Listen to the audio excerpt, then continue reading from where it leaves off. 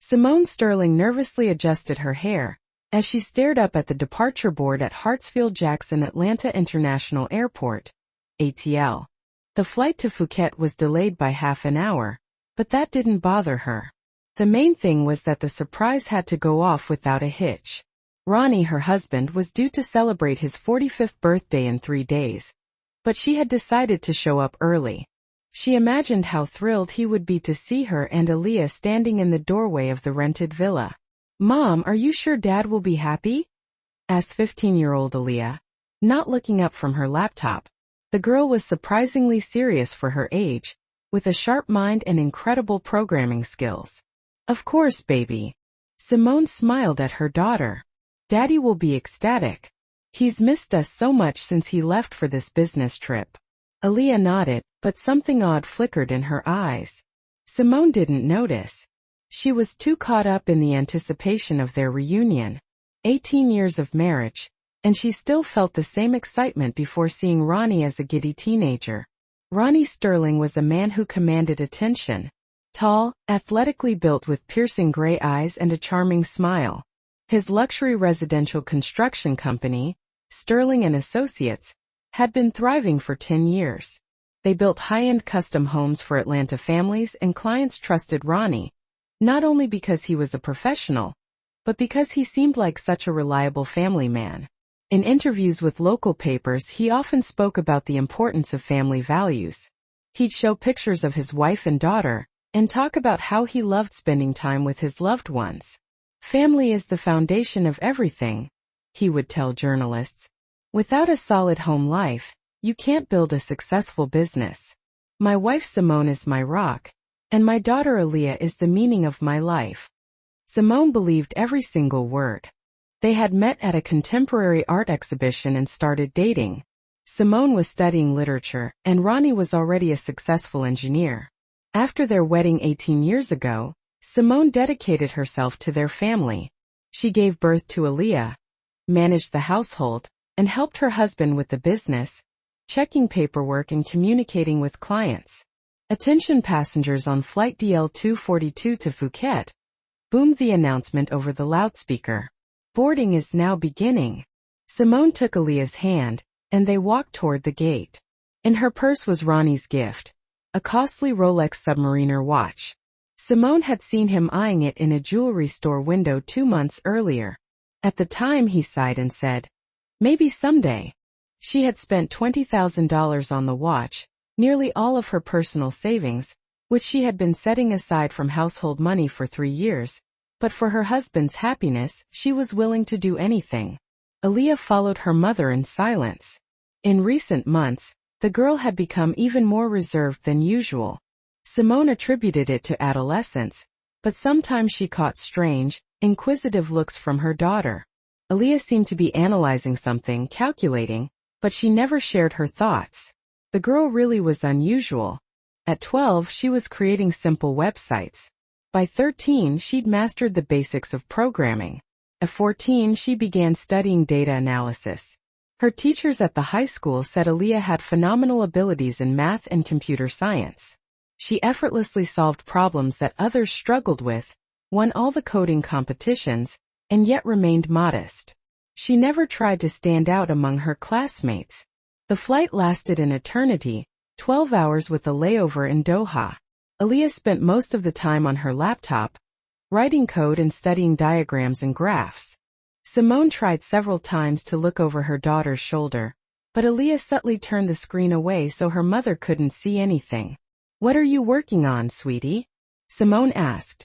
"Preparing a gift for Dad," Aaliyah replied, her eyes glued to the screen. "A surprise. What kind of gift?" "You'll see, Mom. I think it'll be very educational." There was a coldness in her daughter's voice that made Simone uneasy, but the plane hit a patch of turbulence, and her thoughts shifted to something else. Simone slept, dreaming of how she would spend a week with her beloved husband on the tropical island. She pictured them walking on the beach, having candlelit dinners and swimming in the ocean. The last time they had vacation together was 2 years ago in Miami Beach. Since then, Ronnie had been constantly busy with work, traveling on business, and meeting with clients. Once I finish this project, we'll definitely go somewhere, he promised. But new projects kept piling up. Mom, Aaliyah called softly as the plane began its descent over Phuket. Are you sure you know the villa address? Of course, honey. Dad sent photos and a detailed map. A beautiful spot right by the ocean. He said he rented it especially for our family vacation. Aaliyah pressed something on the keyboard again and slowly closed her laptop. On her face was a strange mix of determination and sadness.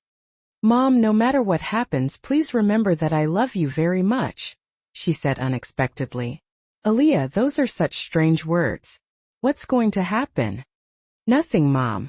The taxi ride from the airport to the villa took about an hour. The driver, a smiling Thai man named Sunchai, talked in English about the local attractions, pointing out temples and markets. Simone admired the Thai scenery the whole way. The palm trees, the exotic architecture. The air was humid and warm, smelling of flowers and spices.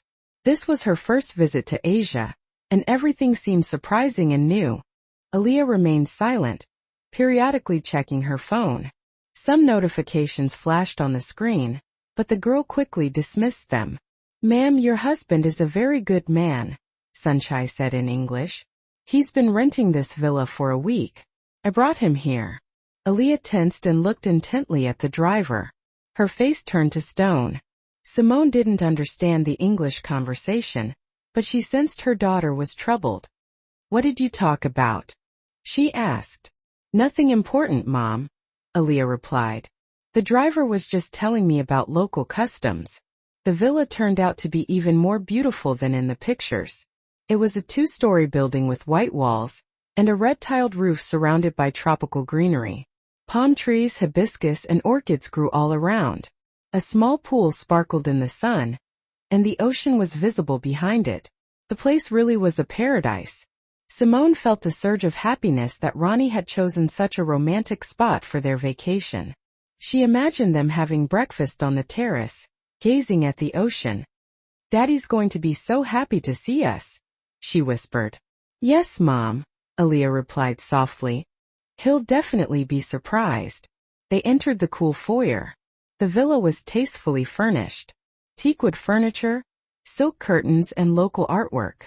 The scent of jasmine hung in the air, along with the faint smell of men's cologne that Simone recognized. It was Ronnie's favorite. On the coffee table were documents in English and Thai, the villa rental agreement, tourist brochures, and island maps. Next to them were 2 empty wine glasses and an empty bottle of Moët and Chandon French champagne. Looks like Dad had clients over here, Simone said, gathering the glasses. You know how he likes to impress his partners. Aaliyah said nothing, just pressed her lips together. Silence reigned in the house. All they could hear was the soft hum of the air conditioning and the sound of ocean waves outside the window. Simone walked up to the second floor, where the master bedroom was located. Aaliyah followed, holding her phone tightly.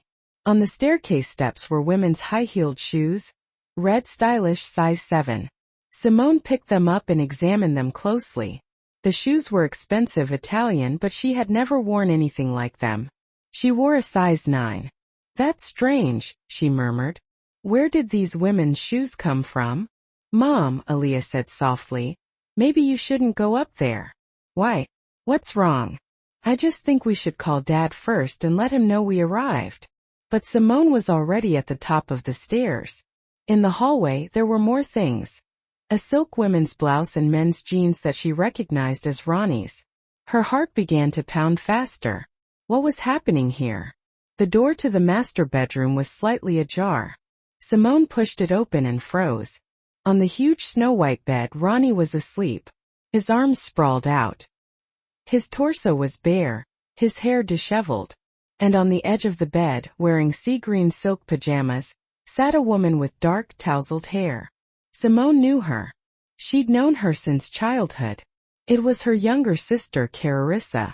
Time stood still. Simone felt the ground give way beneath her, the air leave her lungs. Her heart was racing, her head was buzzing, and her ears were ringing. 18 years of marriage, trust, love, shared plans and dreams. Everything collapsed in a single second. And it wasn't with a stranger, but with her own sister. Clarissa turned at the sound of footsteps and went white as a sheet. Her brown eyes, so similar to Simone's, widened in horror. "Sim," she whispered, completely lost. Ronnie woke up at this voice and sat up in bed. Seeing his wife, he opened his mouth but couldn't utter a word. His face was a mask of shock. "Mom, let's go," Aaliyah said softly, taking Simone's hand. "We don't have anything to do here anymore." Simone couldn't move. Her legs felt glued to the floor. Fragments of memories flashed through her mind. Clarissa coming to visit, playing with Aaliyah, celebrating family holidays together. Ronnie joking with her, calling her little sis. Clarissa comforting Simone when she complained about how busy her husband was.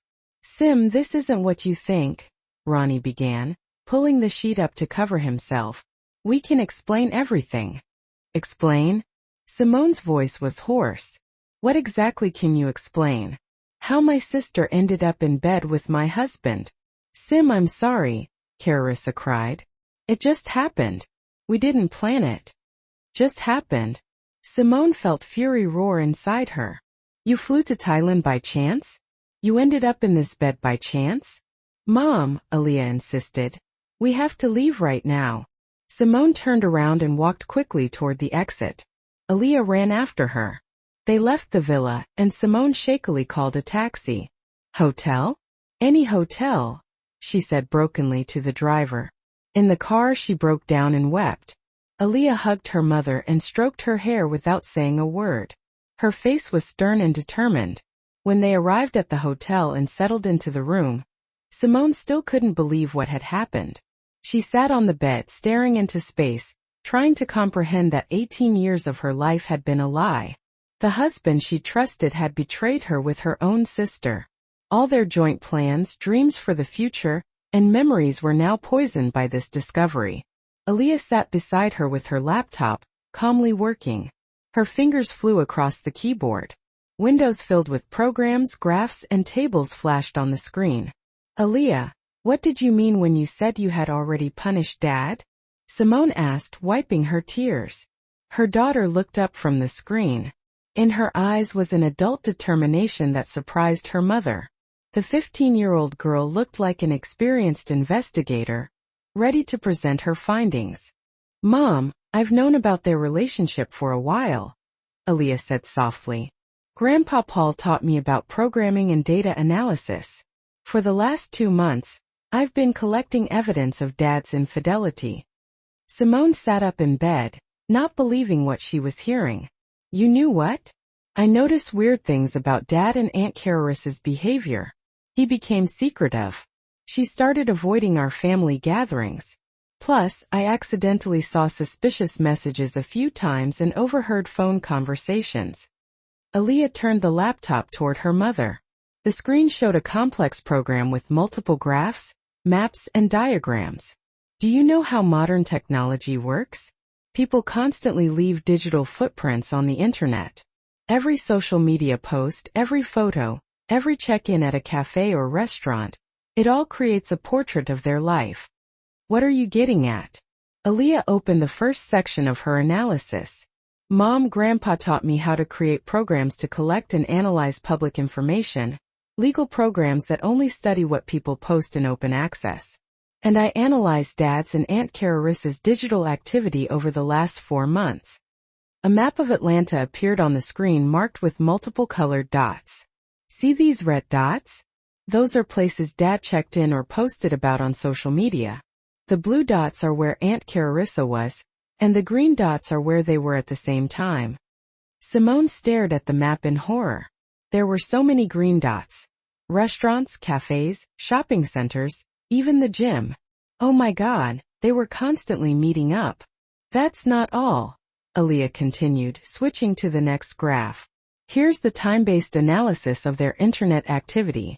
Dad claimed he was working late, but his last posts on social media weren't made from the office, and Aunt Clarissa supposedly went to the gym, but her geolocation showed restaurants and cafes." Simone felt shame and hurt burn within her. It turned out that all of Atlanta could have seen her husband was cheating, and she hadn't noticed a thing. And here's the most interesting part. Aaliyah opened another window. Analysis of their social media interactions. They liked each other's posts an average of 2 minutes after publication. They commented with veiled hints. They posted photos of the exact same locations just a few minutes apart. And all of this was publicly accessible. Yes, Mom. They thought that if they didn't take selfies together, no one would figure it out. But digital forensics is an exact science. All their meetings, all their hints, the entire schedule can be reconstructed from digital crumbs. Aaliyah displayed several more graphs. One showed the frequency of their messages at different times of the day. Another, the correlation of their moods by the tone of their posts. A third, the statistics of their appearances in the same locations. Math doesn't lie, Mom. The probability of them meeting by chance is less than 0. It's a statistically proven pattern. Simone shook her head. Her daughter had become a real detective, using technologies she never even suspected existed. Aaliyah, what are you going to do with this information? Her daughter opened another program, a system for creating presentations and mass email deployment. I created a detailed analytical report on their secret relationship, scientifically grounded with graphs, statistics, and maps. Tomorrow morning, this report will be sent to all their friends, colleagues, and acquaintances. Aaliyah, you can't. Mom, I'm not stealing anyone's information or hacking accounts. I'm just systematizing what they themselves published on the internet. It's like journalistic research, only using big data and machine learning. Simone was silent. Part of her was horrified by her daughter's plan. But another part, the one burning with offense and humiliation, understood the justice of this approach. How exactly will you do it? She asked.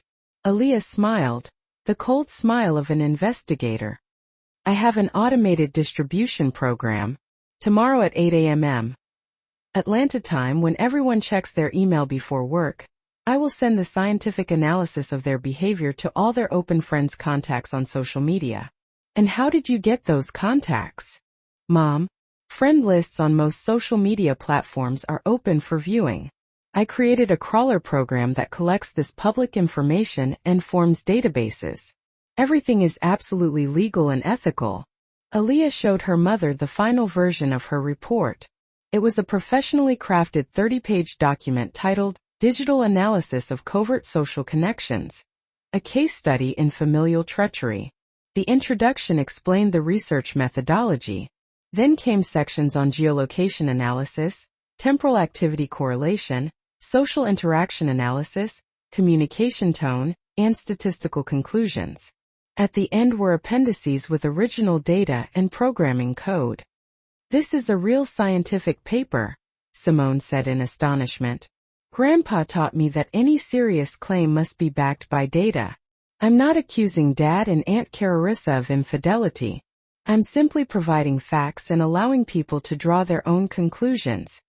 Simone shook her head. Her 15-year-old daughter was planning a technological exposé with the cold calculation of a scientist. Aaliyah, are you sure? He's your father. Mom, the girl said seriously, biological relation doesn't excuse betrayal. Ronnie Sterling made his choice when he started cheating on you with your sister. Now he'll face the consequences of his actions. Simone hugged her daughter. In that moment, she understood that Aaliyah hadn't been a child for a long time. The father's betrayal had forced her to mature early and become a strong, independent personality. What happens next?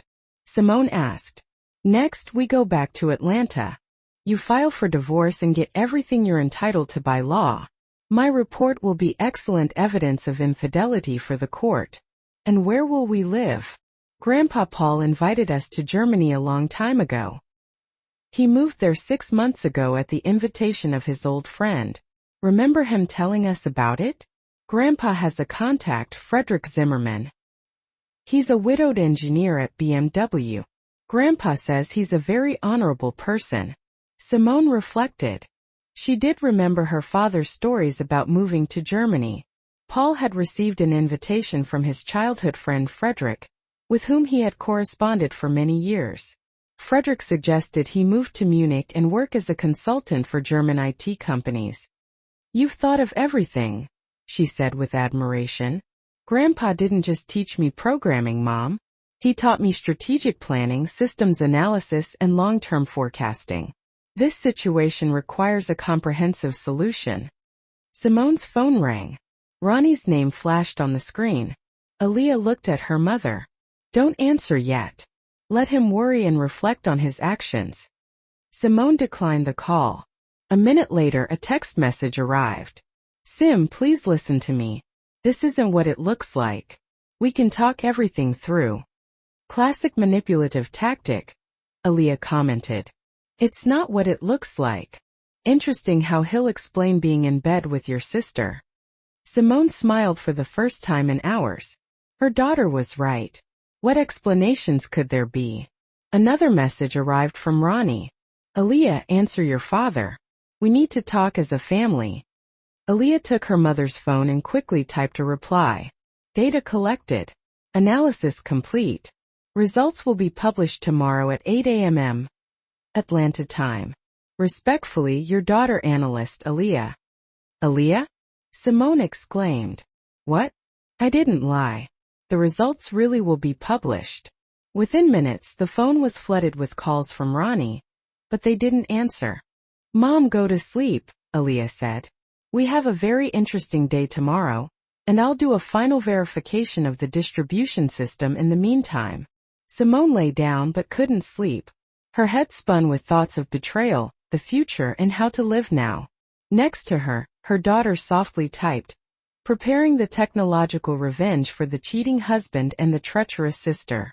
The tropical ocean roared outside the window, but Simone didn't hear it. She was thinking about how her life would change forever tomorrow. The morning in Atlanta was gray and rainy. Ronnie woke up in a hotel. After the argument with his wife, he didn't dare stay in the villa with Carissa. She went to her own hotel, and they agreed to meet in the morning to discuss how to deal with the crisis. At that moment, exactly at 7:30 a.m. Atlanta time, Aaliyah was sitting in the hotel room in Phuket in front of her laptop. Simone was sleeping under the effect of a tranquilizer. "The time has come," Aaliyah whispered and pressed the necessary button. The distribution was launched. The program started running. Lines with email addresses, delivery statuses, and counters of sent messages appeared on the screen.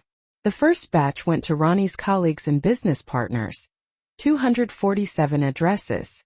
It was a detailed presentation titled, "Expertise Analysis of Covert Connections in a Business Environment." It included maps of Atlanta with marked meeting points, temporal activity graphs, and statistical tables. 5 minutes later, a similar but expanded presentation was sent to all of Carissa's acquaintances, 156 addresses.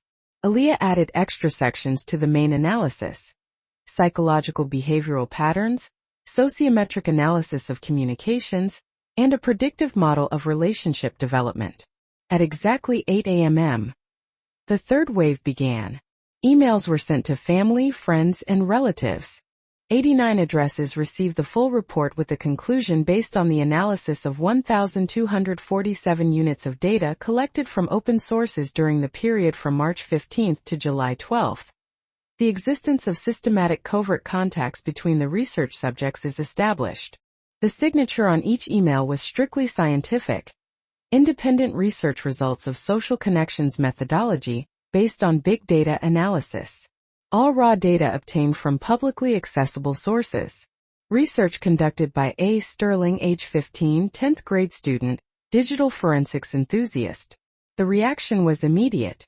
Ronnie was having breakfast in the hotel restaurant, reading the news on his tablet, when his phone started ringing off the hook with calls and notifications. The first to call was his business partner and best friend, Sean Garrett. "Ronnie, did you see what your daughter sent?" Sean's voice was a mix of shock and admiration. "What happened? Check your email right now and prepare for a surprise." Ronnie opened his email and found a letter from Aaliyah with the subject, "Research Results." Studying the presentation, he froze. His daughter had proven his infidelity with mathematical precision and scientific rigor, using only publicly available information. The document was designed like a real scientific paper with an abstract, introduction, methodology description, results, conclusions, and a list of sources used. Aaliyah even included a section on research limitations and recommendations for future study. Responses from recipients were already pouring in below the email. Ronnie, I'm impressed by your daughter's professionalism. Such a data analysis deserves to be published in a scientific journal, wrote a professor from Georgia Tech whom Ronnie collaborated with. Aaliyah is a genius, but you, Ronnie, should be ashamed, added an old friend. Poor Simone. Ronnie, how could you? His neighbor indignantly wrote, excellent work. I will show this presentation to my students as a practical example of big data analysis, wrote the dean of the Faculty of Computer Science. In a panic, Ronnie called Carissa. Carissa, did you see it? I see it. She screamed hysterically into the phone. What is happening? How did she find all this out? Was she following us? Worse, she analyzed all our posts, photos, and comments on social media. Aaliyah knows how to code. She created some kind of analytical system. What? Your daughter? But she's only 15. She learned from her grandfather. Paul is a programmer with 40 years of experience. Carissa sobbed over the phone. Her own email was also flooded with messages, but unlike the business letters Ronnie was receiving, hers were from friends, relatives, and colleagues, and all expressed condemnation or astonishment. Carissa, I can't believe it. How could you betray your sister? Wrote her best friend. Aaliyah is brilliant to write such a scientific paper at 15, admired a cousin. Carissa, your behavior is incompatible with the image of our firm, her boss severely wrote. Ronnie, what are we going to do? I'm going to be fired today, and your clients will see this. Indeed, Ronnie's phone wouldn't stop ringing. Partners, clients, and employees were calling.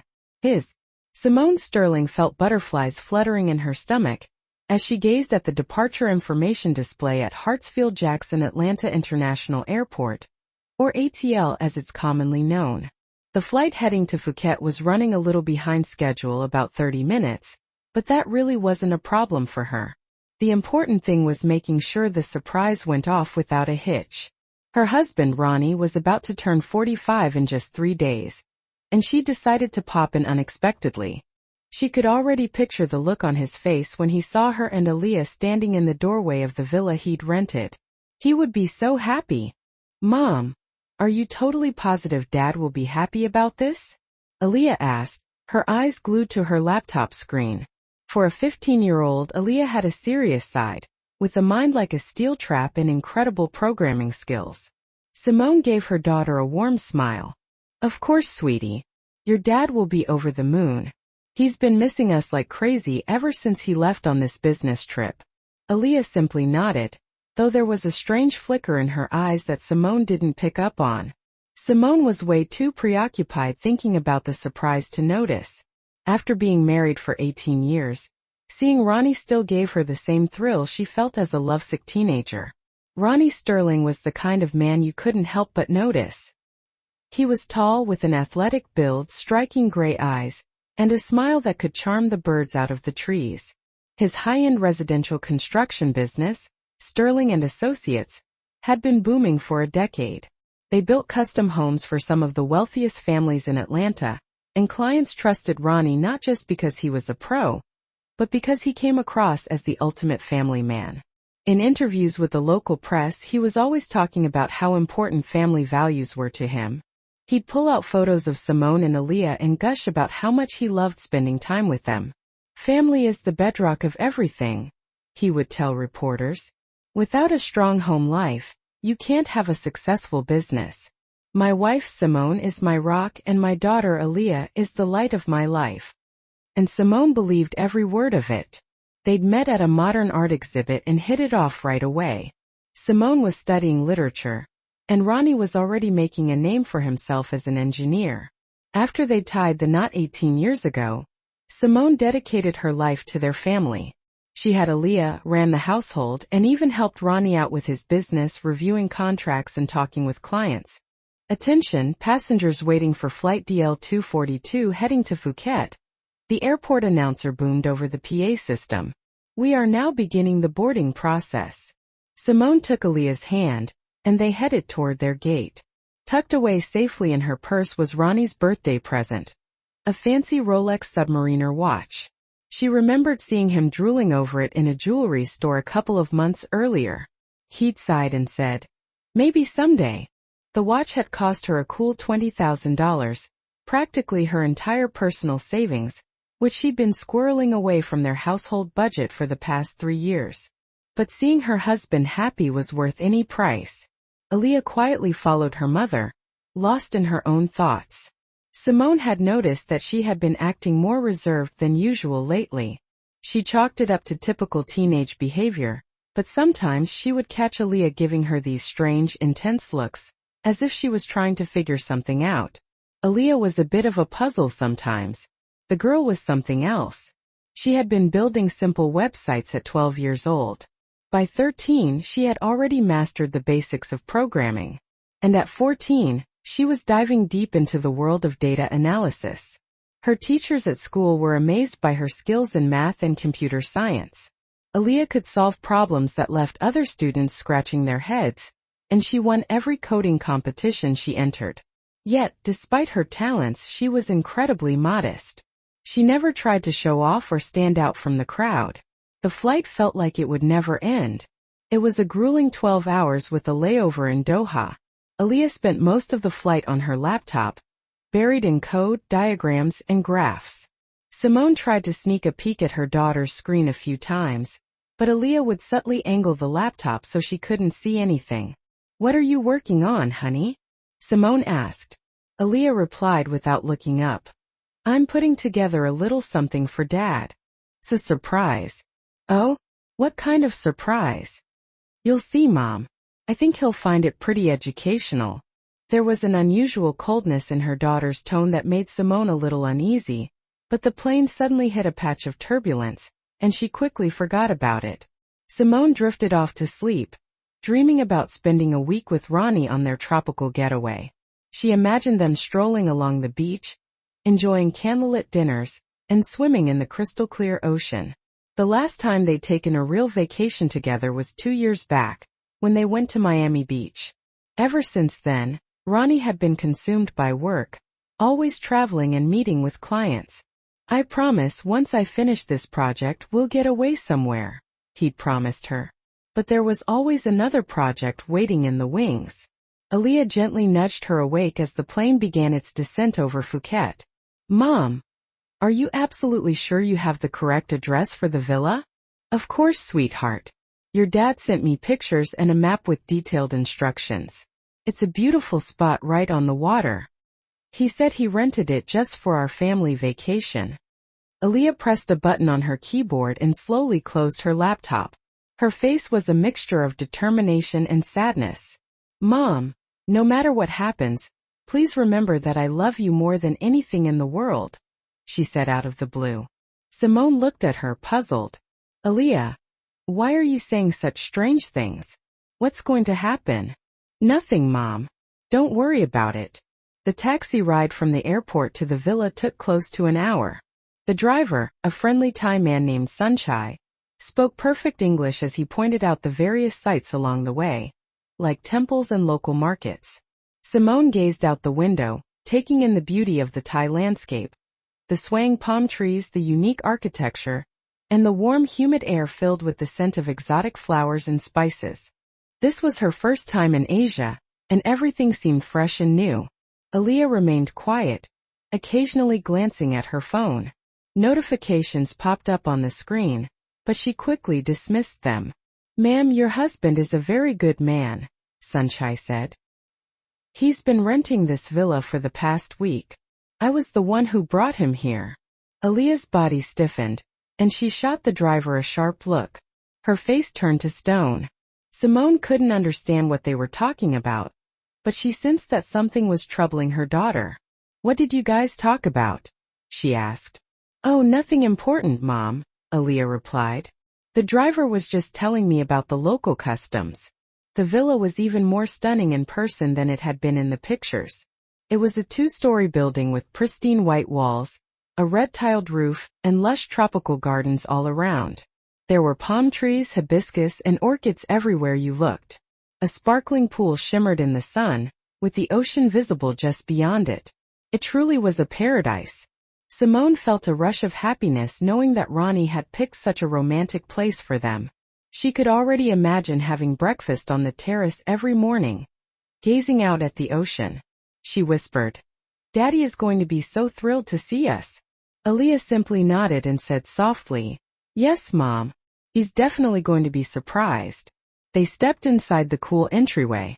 The villa was tastefully decorated with teak furniture, silk curtains, and local artwork. The air smelled faintly of jasmine and a familiar men's cologne, Ronnie's favorite. On the coffee table, there were documents in English and Thai, the villa's rental agreement, tourist brochures, and maps of the island. Next to them were 2 empty wine glasses and a bottle of French Moët and Chandon champagne, also empty. "Looks like Dad was entertaining some clients," Simone said as she gathered up the glasses. "You know how he always likes to impress his business partners." Aaliyah didn't respond. She just pursed her lips tightly. Silence fell over the house. All they could hear was the gentle hum of the air conditioning and the sound of the waves crashing against the shore. Simone made her way upstairs to the second floor, where the master bedroom was located. Aaliyah followed close behind, clutching her phone tightly. On the steps there was a pair of women's high heels. Red, stylish, and a size 7. Simone picked them up and examined them closely. The shoes were expensive, Italian-made, but definitely not her style. Plus she wore a size 9. "That's strange," she murmured. "Where did these shoes come from?" Aaliyah spoke softly. "Mom, maybe we shouldn't go up there." Simone was confused. "Why? What's wrong?" "I just think we should call Dad first and let him know we're here." But Simone was already at the top of the stairs. In the hallway there were more items. A silk woman's blouse and a pair of men's jeans that she recognized as Ronnie's. Her heart began to race. What was going on here? The master bedroom door was slightly open. Simone pushed it open and froze in shock. There on the massive snow-white bed was Ronnie sound asleep. His arms were thrown wide, his chest bare, and his hair a mess. And sitting on the edge of the bed, wearing sea-green silk pajamas, was a woman with dark, tousled hair. Simone knew her. She had known her whole life. It was her younger sister, Carissa. Time seemed to stop. Simone felt the ground disappear beneath her. She couldn't breathe. Her heart pounded in her chest, her head spun, and her ears rang. 18 years of marriage, trust, love, shared plans and dreams, all shattered in an instant. And not with a stranger, but with her own sister. Carissa turned when she heard footsteps and went white as a ghost. Her brown eyes, so similar to Simone's, widened in horror. "Sim," she whispered, completely lost for words. Ronnie woke up at the sound of her voice and sat up in bed. When he saw his wife standing there, he opened his mouth to say something, but nothing came out. His face was a mask of shock. "Mom, let's go," Aaliyah said softly, taking Simone's hand. "We don't belong here." Simone couldn't move. Her legs felt like they were made of lead. Flashes of memories raced through her mind. Carissa coming to visit, playing with Aaliyah, celebrating family holidays together. Ronnie joking around with her, calling her little sis. Carissa comforting Simone when she complained about how busy her husband was. "Sim, it's not what you think," Ronnie began, pulling the sheet up to cover himself. "We can explain everything." Simone's voice was strained and hoarse. "Explain? What exactly can you explain?" "How my sister ended up in bed with my husband." "Sim, I'm so sorry," Carissa cried. "It just happened. We didn't plan it. Just happened." Simone felt a surge of fury rising inside her. "You just happened to fly to Thailand? You just happened to end up in this bed?" "Mom, please," Aaliyah pleaded. "We have to leave now." Simone turned around and walked quickly toward the door. Aaliyah ran after her. They left the villa, and Simone shakily called for a taxi. "Hotel? Any hotel," she said to the driver, her voice choked with emotion. Once inside the car, she broke down in tears. Aaliyah put her arm around her mother and stroked. The construction company primarily served families, building high-end homes for clients who prioritized family values. Now, irrefutable scientific evidence had surfaced, proving that the company owner was systematically betraying his own family. Ronnie was informed that his biggest client, the Anderson family, who had commissioned a $40 million home, was terminating their contract. They stated that after reviewing his daughter's research, they could not entrust the construction of a family home to a man who was destroying his own family. Ronnie protested that his private life was his own business, but the Andersons reminded him that he had frequently spoken in interviews about the importance of family values, which was why they had chosen his company in the first place. Now it seemed it was all a lie. One by one, clients called to cancel their services. By noon, Ronnie had lost orders totaling $110 million. However, the financial aspect wasn't the worst of it. It was the reaction from his social circle.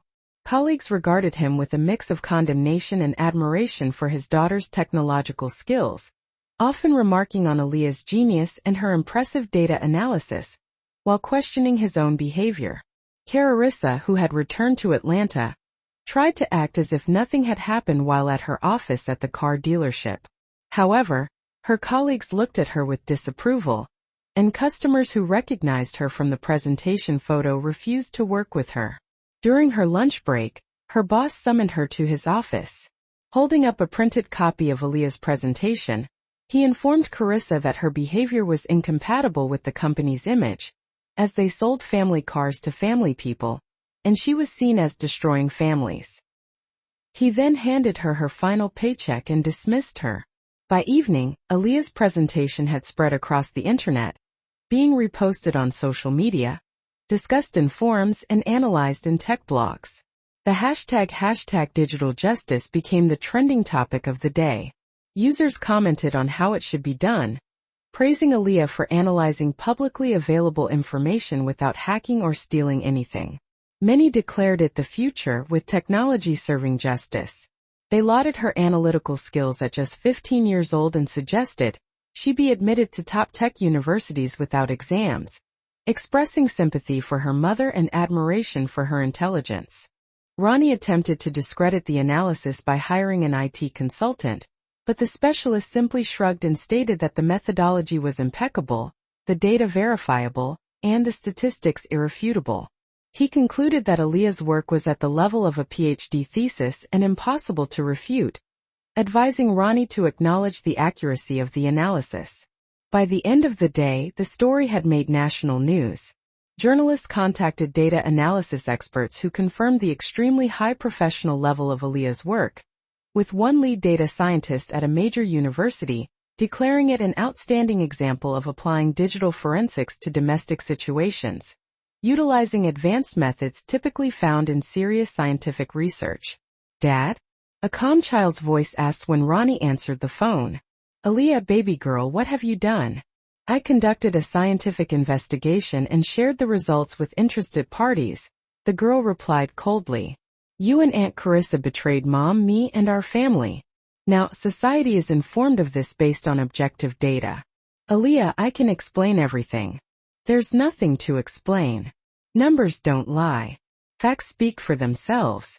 Mom and I are flying back to Atlanta tomorrow. We'll see you in court, where my analysis will become material evidence." "But you are my daughter." "I am the daughter of the woman you betrayed. Biological relation does not cancel moral responsibility. Goodbye, Mr. Sterling." She hung up, leaving her father in complete despair, defeated by the digital justice orchestrated by his own 15-year-old daughter. 2 days later, when Simone returned to Atlanta, it felt like she was in a different world. The story of Aaliyah's digital exposé had become a major talking point, not just within their circle but far beyond. Journalists were waiting for them at Hartsfield-Jackson Atlanta International Airport. A photograph of Aaliyah with her laptop was taken, and became a symbol of a new generation of child prodigies capable of using technology to defend justice. "Aaliyah, can you tell us how you learned such complex data analysis?" reporters asked. "My grandpa, Paul Daniels, taught me the fundamentals," But the main thing is the desire to find the truth, the girl answered calmly. Technology must serve justice. Simone immediately contacted a lawyer. Elaine Wallace, a family law specialist with 20 years of experience, agreed to represent her interests after studying the Sterling case, as it was already being called in legal circles. You have a unique situation, Elaine said, carefully reviewing Aaliyah's presentation. Your husband's infidelity is proven using methods typically used in corporate and scientific investigations. This data analysis can be used as material evidence in court. And what about Aaliyah? She collected information about people. She exclusively analyzed publicly available data, using her own programs and scientific methods. This is absolutely legal. Furthermore, her work has received expert recognition. A professor from Georgia Tech Cybernetics Institute has already proposed including her case in the curriculum. Indeed, the story of the Sterling family was being discussed far beyond Atlanta. Aaliyah was being hailed as a brilliant young researcher, a symbol of the digital generation and the future of data science. Memes featuring her photo appeared on the internet with captions like, "Don't mess with the programmer's granddaughter," and "Big data for family values." Major technical universities across the country sent Aaliyah invitations to summer science programs, and the Massachusetts Institute of Technology (MIT) offered her a spot in a special program for gifted children. Most importantly, the story became an example of how modern technology could be used to restore justice in personal relationships.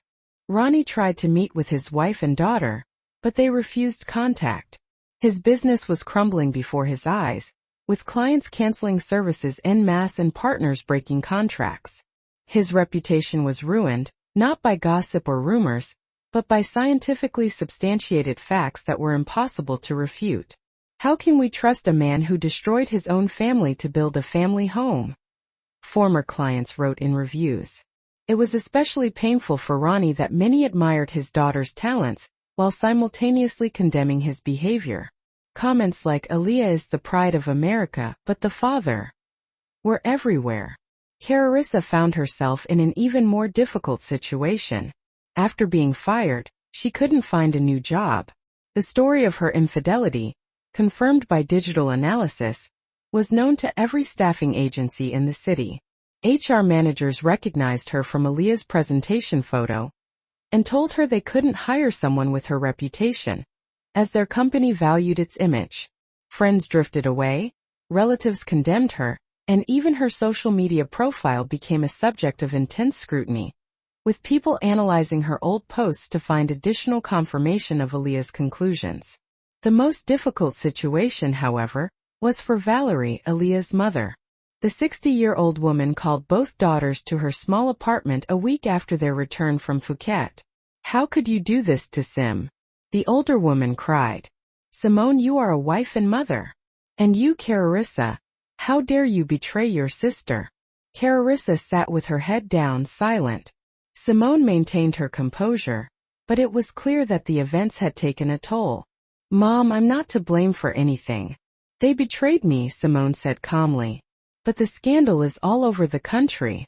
Aaliyah disgraced her father in front of the whole world." Aaliyah simply analyzed public information and shared scientific facts, Simone responded firmly. "And I am grateful to her for the truth.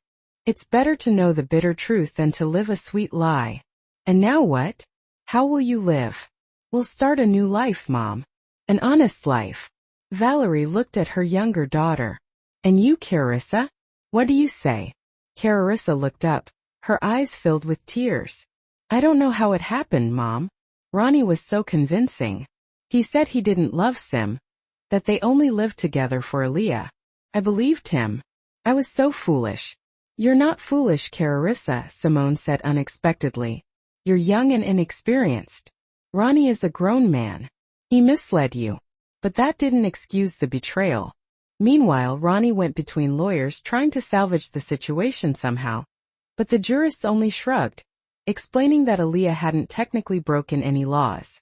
Moreover, her methods were so professional that several law firms had already approached her with collaboration proposals. "Your daughter is a phenomenon," said one of Atlanta's top lawyers. She conducted an investigation on the level of international detective agencies. Refuting her conclusions is impossible. The only thing left is to acknowledge their accuracy. Carissa also turned to lawyers, but the response was the same. Furthermore, several experts stated that Aaliyah's work could serve as the basis for a thesis on digital forensics. Local and national media continued to cover the story, writing about Generation Z and their digital skills, which they used to defend justice, and how modern technologies were changing approaches to family conflict. They invited Aaliyah to several television shows, but she politely declined. "I'm not seeking fame," she said in a written comment. "My goal was to restore justice for Mom. The goal has been achieved. Now we want to live peacefully." Ronnie and Carissa became virtual pariahs in their circles. They were pointed at in restaurants, and salespeople recognized them in stores from the presentation photo. Old acquaintances crossed the street to avoid them. An especially comical situation occurred with Ronnie at Gold's Gym, where he had worked out for 5 years. When the trainer saw him, he announced to the entire gym, "Attention! A real celebrity is with us today. Ronnie Sterling, the one whose infidelity was proven by his genius daughter, using big data analysis. Let's give him an ovation for his involuntary contribution to the development of digital science." The entire gym erupted in laughter and applause. Someone yelled, "Where's your daughter? We want to meet the young genius." Ronnie ran out of there amidst the mocking comments and never returned to that gym. Carissa faced similar humiliation at the Aura Salon, where she was a regular client. The manicurist, recognizing her, loudly told her colleagues, "Girls, look, this is that Carissa, the heroine of her niece's scientific investigation. Maybe we should also study data analysis to check our clients for family scandals." All the salon visitors turned and began to examine Carissa with curiosity, like an exhibit in a museum. Several women recognized her and started whispering among themselves, confirming her identity and praising Aaliyah's intelligence. Carissa fled the salon without waiting for her service and never went back. However, the worst part wasn't the public condemnation, but the fracturing of her relationship with Ronnie. Under the pressure of the scandal and the collapse of their routine lives, they began to blame each other. "This was all your idea," Carissa yelled during one of their meetings. "You suggested going to Phuket. You said everything would be secret. And who agreed?" Ronnie retorted, "Who was the first to flirt on social media?" Leaving all those comments that Aaliyah later analyzed. "You said you didn't love Sim. And you said her correctness irritated you. We promised to be careful and we were careful." Who could have known that a 15-year-old girl would turn out to be a digital forensics specialist? Their affair, built on betrayal and lies, couldn't withstand the first serious test. They realized they didn't truly love each other, but were only united by the forbidden nature of the relationship, the adrenaline of deceit, and the novelty of the feelings. When those illusions crumbled under the weight of the consequences, they had nothing left to say to each other. Ronnie saw Carissa as the cause of his business's downfall, and Carissa blamed him for the destruction of her reputation and career. A month after returning from Phuket, they stopped communicating. Ronnie focused on trying to salvage the remnants of his business, and Carissa looked for work in other cities where she wasn't known. But the internet never forgets. Aaliyah's presentation became a classic example of applying data analysis to personal relationships. It was studied in universities, cited in scientific papers, and used as a case study in digital ethics courses.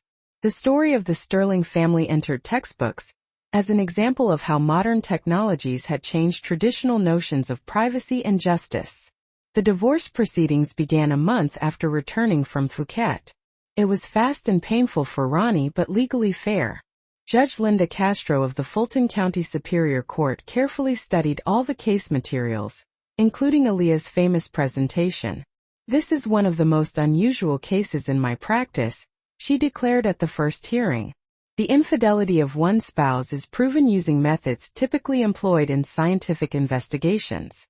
The court recognizes this research as admissible evidence, as it relies exclusively on publicly available information. Public opinion, scientifically proven infidelity, and a minor daughter. Everything was against Ronnie. His lawyer tried to challenge Aaliyah's methods, but the expert opinion confirmed the impeccability of her work. Considering the nature of the defendant's infidelity, confirmed by digital analysis data, the judge announced at the final session, the court awards the plaintiff one half of the jointly acquired property, including the apartment in downtown Atlanta, the house in Sandy Springs, and 50% of the shares in the Sterling and Associates Construction Company, plus child support for the minor daughter. Ronnie sat gloomy and dejected. In 3 months, he had transformed from a successful entrepreneur into a pariah, having lost his family and a large portion of his fortune. After the hearing, he tried to approach his daughter in the courthouse hallway. "Aaliyah, can I talk to you?" The girl, who had matured even more in those months and become more self-assured, looked at him with the calm, inquisitive gaze of a researcher. "We have nothing to discuss, Mr. Sterling." "Aaliyah, I know I messed up, but..." "You didn't simply mess up.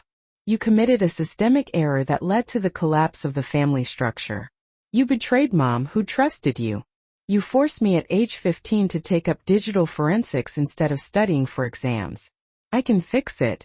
Some systems cannot be restored after critical failure." Aaliyah replied coldly, using computer terminology.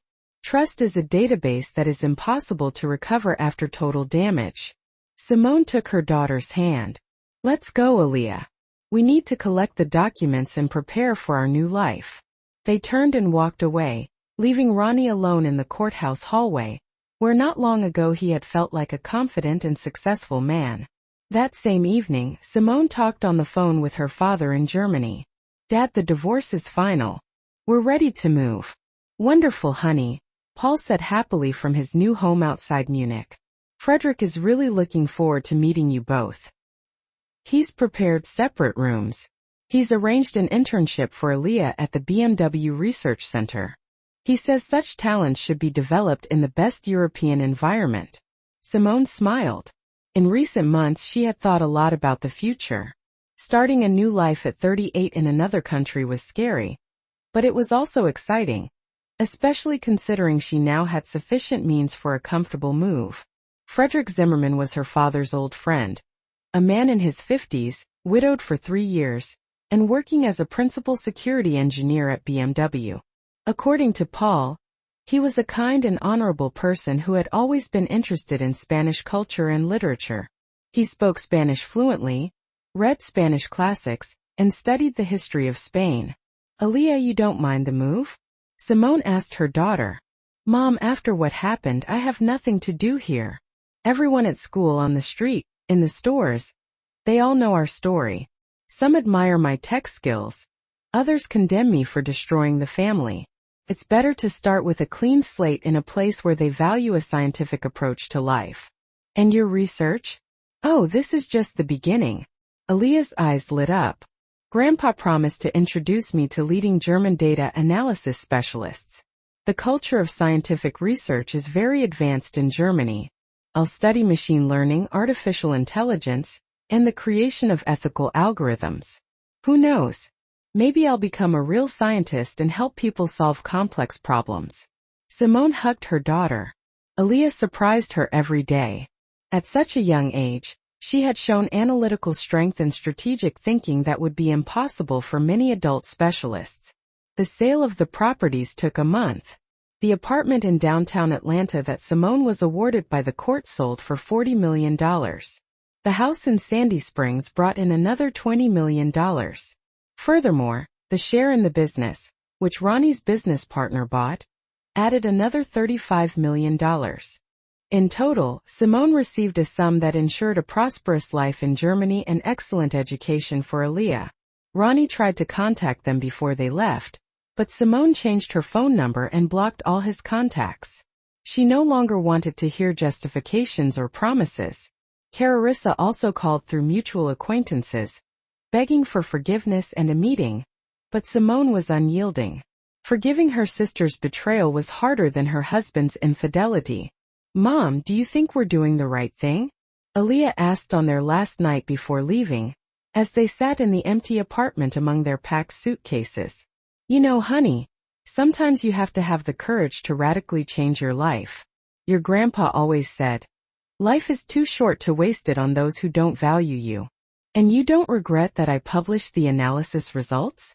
Simone reflected. At first she was shocked by the scale of the consequences. But later I understood. If it weren't for you, I would have lived for more years in deceit. You saved me from a false life using your mind and modern technologies. Grandpa said that the most important thing in scientific work is honesty and objectivity. If the data shows a problem, you have to solve it, not ignore it. And you solved our family's problem. I identified a hidden error in the system and eliminated it. Aaliyah replied seriously. Now we will live in a system based on honest data.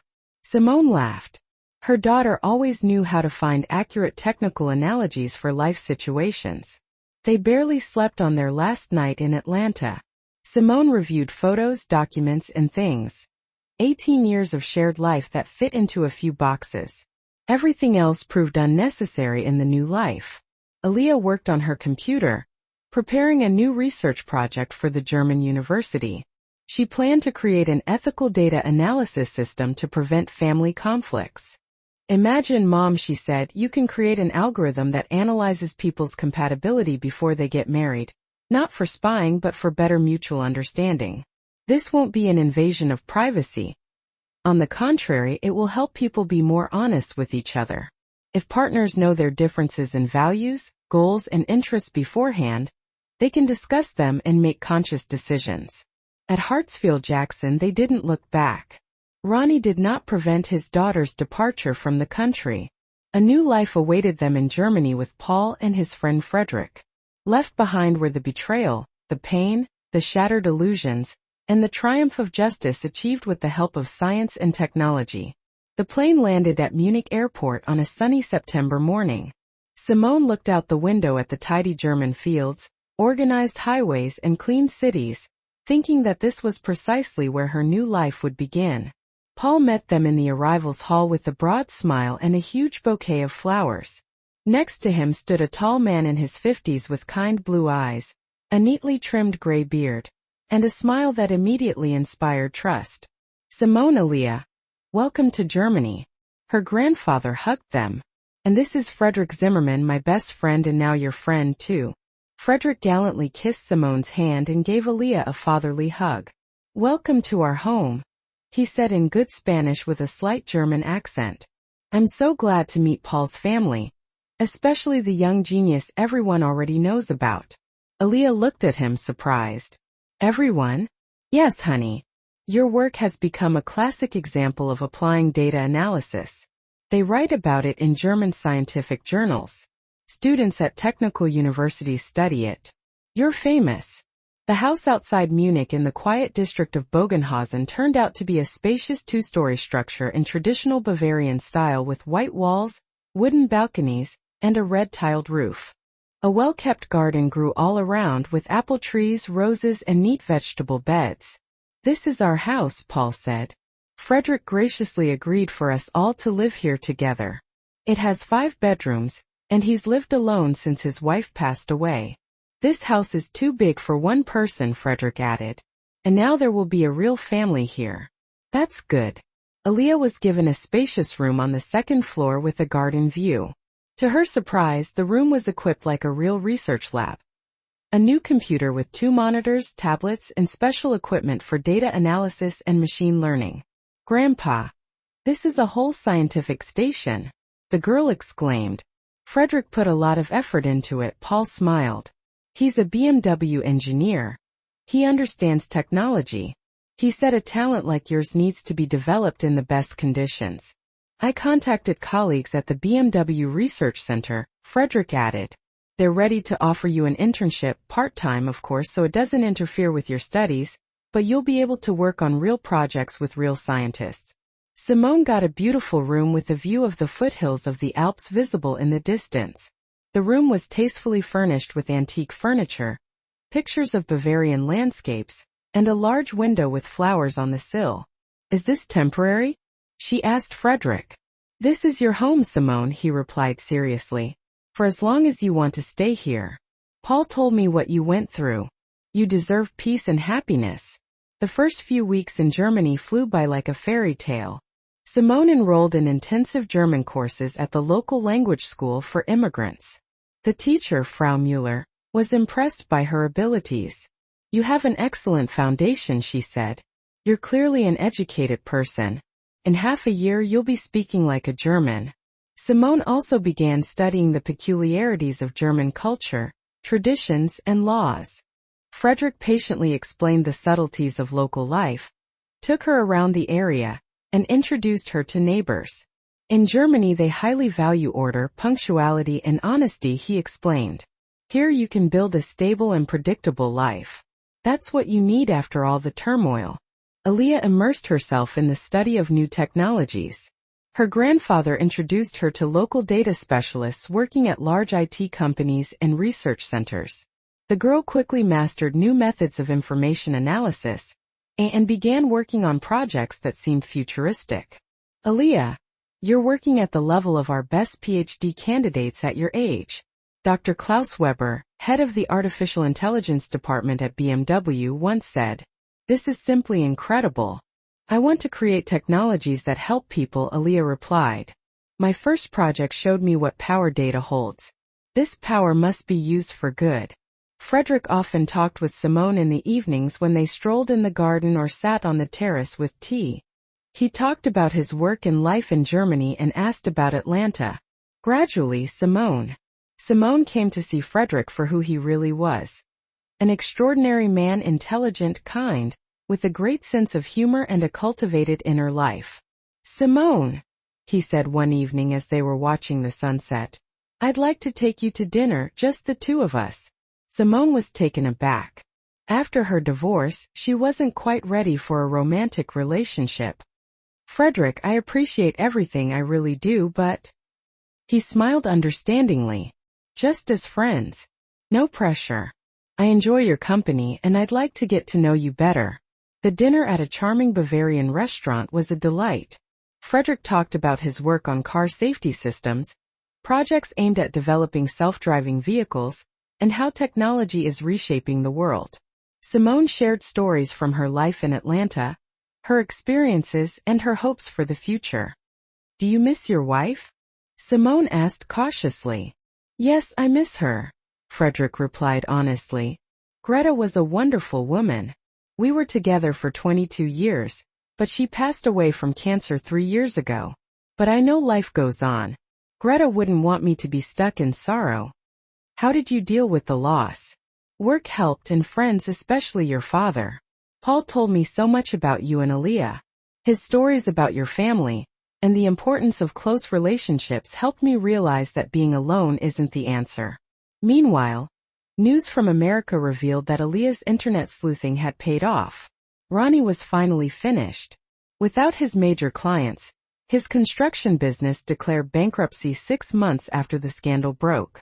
He liquidated his remaining assets, settled his debts, and relocated to Jacksonville, Florida, where he took a job as a regular foreman on a construction site. His reputation was so damaged that finding work in his field in Atlanta proved impossible. Carissa also left Atlanta. She moved to a small town near Savannah, Georgia, where she found a job as a sales associate at an electronics store. She rented a small one-bedroom apartment on the edge of town and tried to leave the past behind her. But the internet never forgets. Sometimes, new acquaintances recognized her from the presentation she had given, which was still being used as a teaching example in university courses. "Mom, don't you feel sorry for them?" Aaliyah asked during a family dinner when they were discussing the latest news. "You know, honey, I feel sorry for them as people who made mistakes," Simone replied. "But they chose their path. In life, every action has consequences. Grandpa says there's a principle in programming. Garbage in, garbage out," Aaliyah added. "If you feed lies and betrayal into the system, you'll get a bad result." Exactly. And they got the logical outcome of the justice algorithm at work. Frederick listened to their conversation with interest. "Aaliyah, you think like a true philosopher," he remarked. By the end of their first year in Germany, Simone was fluent in German, had secured her residence permit, and had found a job as a translator for a large tourism company. Her job involved accompanying Spanish-speaking tourists around Bavaria, translating documents, and organizing cultural activities. She found the work fascinating. Simone visited King Ludwig II's castles, led tours of breweries, and shared the history of Munich. Her co-workers were friendly, and the management appreciated her professionalism and knowledge of Spanish culture. Simone brings us so many new clients, the company director Herr Baumann would say. Spanish tourists trust her. They feel at ease. Frederick became her closest friend and guide to German life. He patiently helped her navigate bureaucratic processes, explained the nuances of the local culture, and introduced her to Bavarian traditions. On weekends they often took trips to Neuschwanstein Castle, Lake Chiemsee, and the Alps. "Simone," he said one evening as they sat in the garden under the stars after returning from a trip to Salzburg, "I need to tell you something." "What is it?" "I've fallen in love with you. I know it might be too soon to say this, but I can't keep it to myself any longer." Simone's heart skipped a beat. She too had grown to care deeply for this kind and honest man who had surrounded her family with such care and warmth over the past year. "Simone, don't answer now," he said softly. "Just know that I'm willing to wait as long as it takes. You've been through a lot. You need time. And your wife, Greta? Greta was a part of my past, a wonderful part that I will never forget. But you are my present and I hope my future." That night Simone couldn't sleep. For the first time in many months, she wasn't dwelling on past hurts, but contemplating the possibility of new happiness. Another year went by. Aaliyah became a true expert in ethical data analysis and machine learning. At 16, she was already involved in serious research projects. She received grants from European science foundations and spoke at international conferences. "Mom," she said one morning over breakfast, "I've been offered an internship at Stanford University in California. It's one of the best technical universities in the world. They're starting a lab for ethical artificial intelligence." "That's wonderful, honey," Simone exclaimed. "I'm so proud of you. Guess what's even more interesting? My story with Dad is being studied as a prime example of the responsible use of technology," Professor Mueller said. "It shows how data analysis can be used to achieve justice without breaking the law or violating ethical principles." And, Aaliyah continued, "A journalist contacted me. He wants to do a major story on how teenagers are using technology to solve family problems. He says these stories are becoming more common." "And what did you say?" "I told him I'd give an interview, but only if the piece focuses on the ethical aspects of using technology, not the sensational details of our family drama." Simone was amazed by her daughter's maturity. Aaliyah reasoned like a seasoned scientist, understanding the responsibility that came with her knowledge and experience. Frederick didn't rush Simone. He didn't put her under pressure. He was simply there, dependable, understanding, and caring. Slowly, Simone realized that she had fallen in love with this patient and honorable man. The turning point came during the winter when Simone came down with the flu. Frederick cared for her with such tenderness and devotion that she knew, without a doubt, that this was true love, built on mutual respect and understanding. "Dad," she told her father one evening in his study, "I'm thinking about marrying Frederick." "Daughter, that's all I've been hoping for. Frederick is a wonderful man. He'll take care of you and cherish you. And most importantly, he understands what it means to be honest with those you love." How do you think Aaliyah will react? Ask her yourself, but I think she'll be delighted. The conversation with her daughter was easy and natural. "Mom, I'm so happy," Aaliyah said, hugging her. "Frederick is great. He's kind, smart, honest, and he loves you. You can see it in his eyes. You don't mind? Are you kidding? I'll have a stepfather who will never betray me, who understands the importance of science and ethics, and with whom I can discuss complex AI issues over dinner. Don't you miss America? You know, Mom, home isn't just a place on a map. Home is where the people who love and understand you are. Here we have Grandpa and Frederick and so many opportunities to grow. This is our home." Frederick proposed on the second anniversary of their life in Germany. He took Simone to a small 17th-century church on a mountainside with a breathtaking view of the valley. "Simone," he said, standing before the altar, "you've changed my life. You've shown me that I can love again, that I can be happy. Will you be my wife?" The ring was simple and elegant, white gold with a small diamond. Simone, crying tears of joy, said, "Yes." The wedding was small and intimate, held in May in their garden. Only their closest friends and family were there. Paul, Aaliyah, some of Frederick's friends, and Simone's colleagues. Aaliyah's toast surprised everyone there. "Mom and Frederick," she said, "your love is proof that even after a system failure, you can create a new, even better program for life. You've shown that honesty and trust are the basis of any strong relationship."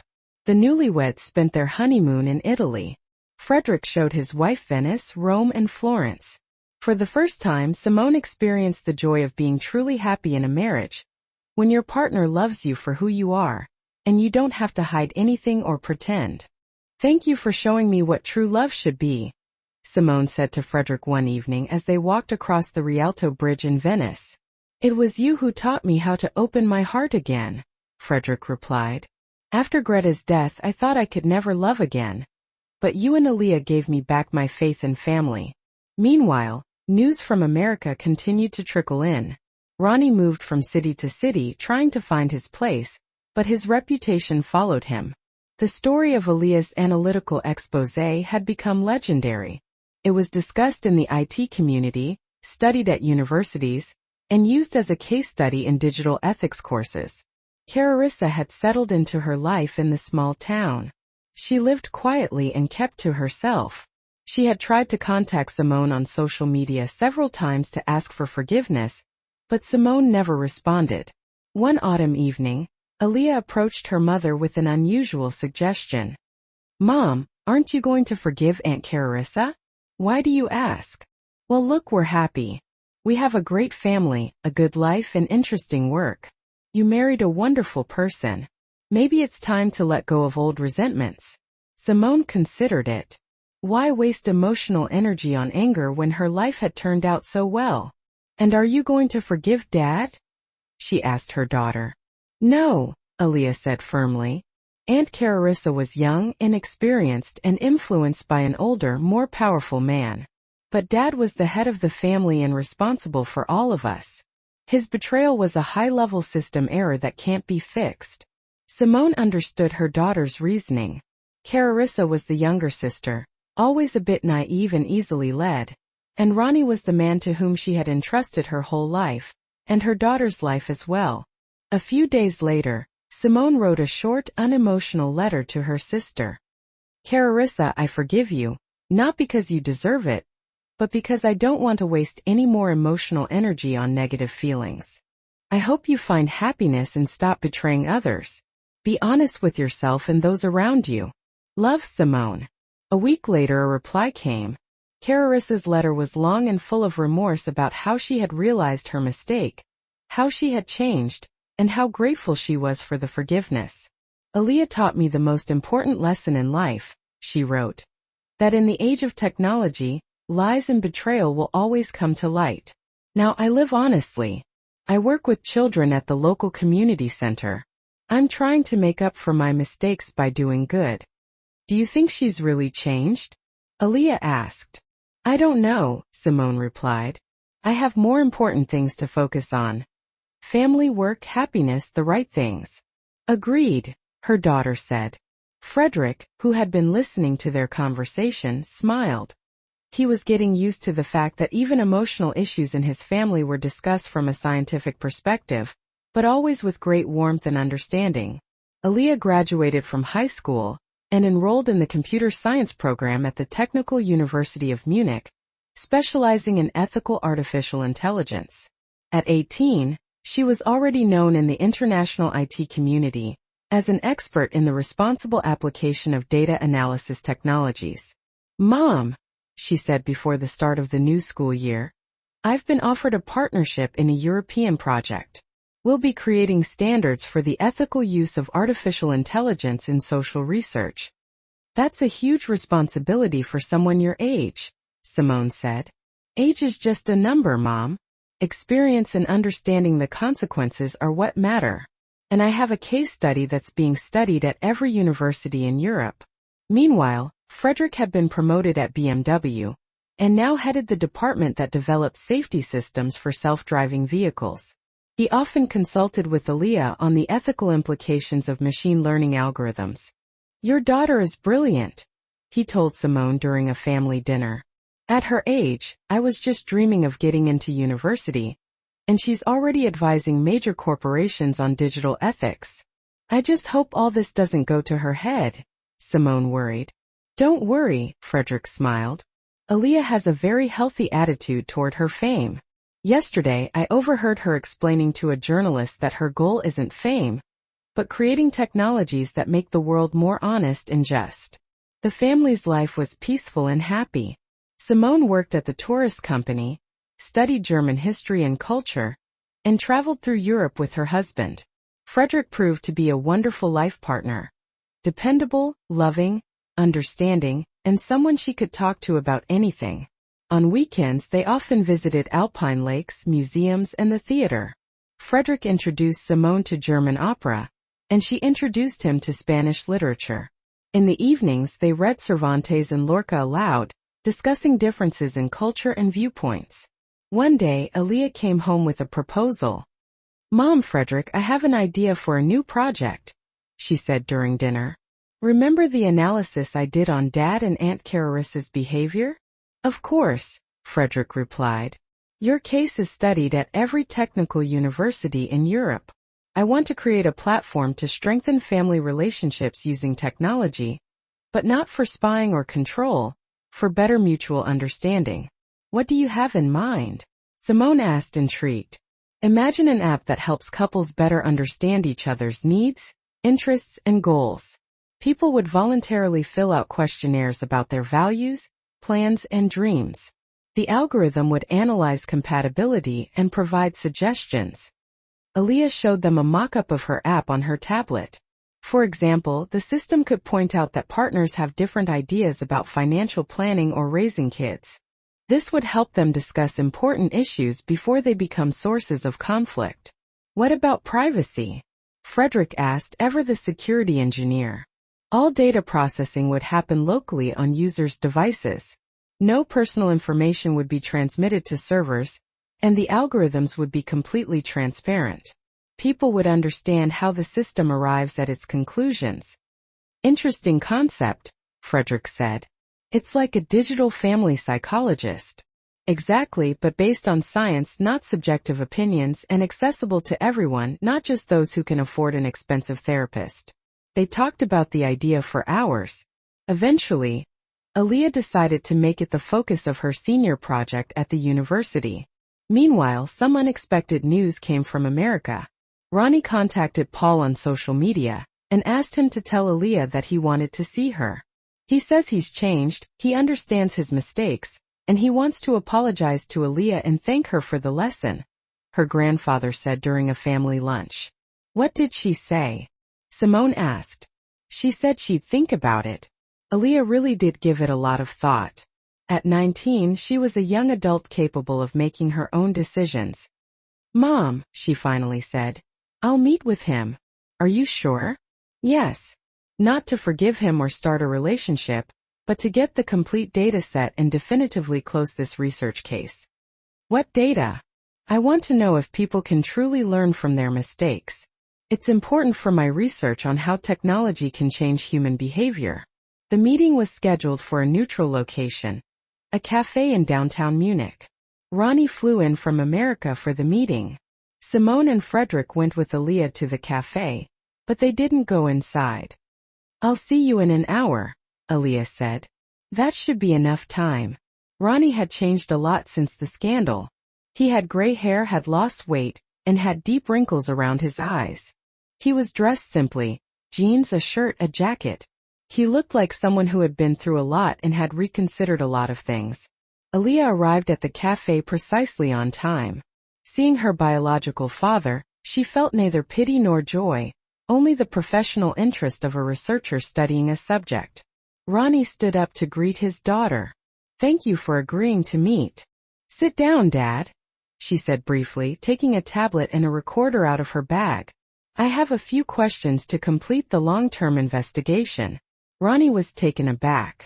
The girl he remembered had been replaced by a confident, adult scientist ready for an interview. I wanted to apologize, he began. I know I acted terribly. I'm sorry. For what specifically? Aaliyah interrupted, making notes on her tablet. For being unfaithful to Mom, for betraying family values, for forcing me to become a digital forensics expert at 15? Ronnie fell silent, unsure of what to say. Do you understand how your behavior affected the whole family system? Aaliyah continued in a professional tone. Mom experienced severe stress and had to make radical changes in her life. I was forced to make adult decisions before my time. Yes, I understand all of that. What exactly? Describe your understanding of the situation. Aaliyah turned on the recorder. I understand that I destroyed the most important thing in my life, my family. Because of my stupidity, momentary weakness, and selfishness, I lost you, I lost Simone. I lost the right to call myself a father. What conclusions have you drawn over these years? That honesty is the foundation of everything. That you can't deceive the people you love. And that every action has consequences that can destroy the lives of many people. Aaliyah wrote down his answers, occasionally asking clarifying questions. How did your life change after I published my analysis? I lost everything. My business, my house, my reputation, my friends. I had to start over in another city. I work as a simple foreman. But you know what? I deserved it. Your analysis was absolutely fair. You're not angry at me for the exposé? Ronnie looked at his daughter in surprise. Angry? On the contrary, I'm grateful. You showed me the truth about myself. Yes, it was painful, but it was just... You defended your mother using your mind and your knowledge. Aaliyah nodded, continuing to write. And what about Carissa? We stopped talking after that. We realized that we weren't united by love, but by an illusion built on deceit. When the deceit was exposed, we realized that we had nothing to say to each other. Last question, Aaliyah said, looking at her father intently. What do you want from this meeting? Ronnie thought for a moment. I want you to know that I'm proud of you, of who you've become, what you've achieved, and how you use your skills. You've become an amazing, intelligent, principled, and fair person. And that's despite the fact that I failed you as a father, and that's all. I'm not asking for forgiveness. I don't deserve it. I just want you to be happy and to know that your work has changed not only our family but many other people. They write about you. They study you. Your example helps others. Aaliyah turned off the recorder and closed her tablet. Data collected. Analysis complete, she said, standing up from the table. What's the conclusion? People are capable of learning from their mistakes when the consequences are serious enough. Your case confirms the theory that technology can be a tool for education and behavioral change. She started toward the exit, but paused in the doorway. Mr. Sterling, live honestly. It's the only way to have normal relationships with people. Aaliyah, he called out. Yes. Thank you for the lesson. It was tough, but it was fair. Aaliyah nodded and left the cafe, leaving Ronnie alone with his thoughts and the realization that he had lost his daughter forever. But at the same time, he had helped her become stronger. Simone and Frederick were waiting for her outside. How was the meeting? Her mother asked. Productive, Aaliyah replied. I confirmed my hypothesis that serious consequences can change a person's behavior. Dad truly understands the mistakes he made. And how do you feel about it? Are you at peace? Yes. This case no longer requires additional investigation. A year later, Aaliyah graduated with honors from the Technical University of Munich. Her final project, Ethical Technologies for Strengthening Family Relationships, created a stir in academic circles. Several major technology companies offered her jobs, but she accepted a position as a researcher at the European Institute of Digital Ethics. Mom, she told Simone on her graduation day as they celebrated her success. Now I understand why all of this happened years ago. What do you mean? Dad's betrayal, my analysis, our move, you meeting Frederick. It was a sequence of events that led us to the right family system configuration. Simone hugged her daughter. Aaliyah had become a wonderful, intelligent, strong and principled woman, capable of turning life's challenges into a source of knowledge and strength. Frederick was as proud of his stepdaughter as if she were his own. He helped her get internships at the best research centers in Europe and introduced her to leading experts in artificial intelligence. You know, Frederick told Simone as they celebrated Aaliyah's success, your daughter has truly changed the world. Her technology is already helping thousands of families build honest relationships. She's taught people that in the age of big data, honesty isn't just a moral choice, it's a practical necessity. Simone added, the compatibility analysis system Aaliyah created has been implemented in several European countries as part of premarital counseling programs. People are voluntarily using it to understand each other better and prevent conflicts. Meanwhile, Carissa sent Aaliyah a congratulatory card for her graduation.